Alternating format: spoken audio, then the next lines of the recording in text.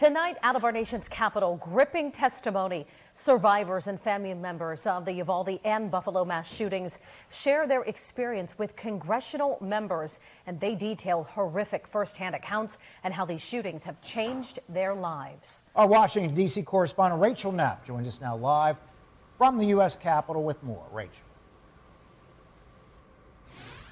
Mike and Eva, it was hard to not get emotional hearing the testimony from mothers, fathers, and even a Uvalde student on these shootings. And just a warning, some of the details of what they share can be upsetting.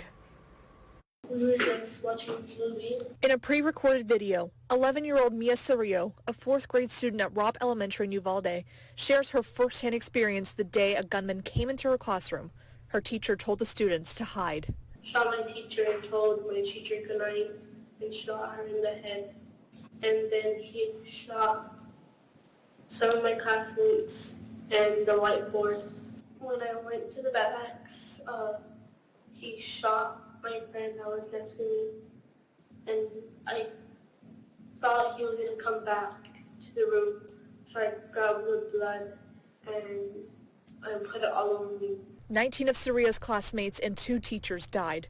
A pediatrician working at the nearby hospital describes the carnage he saw. 2 children whose bodies had been pulverized by bullets fired at them, decapitated, whose flesh had been ripped apart, that the only clue as their identities was a blood-splattered cartoon clothes still clinging to them. In this congressional hearing on gun violence, the mother of Zaire Goodman, who was shot at the Tops grocery store in Buffalo, says their lives have changed forever.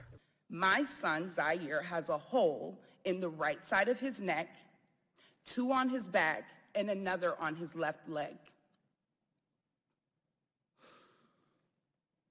caused by an exploding bullet from an AR-15. Other family members testified, pushing Congress to act on gun legislation. Do you feel safe at school? Why not? Because I don't want it to happen again.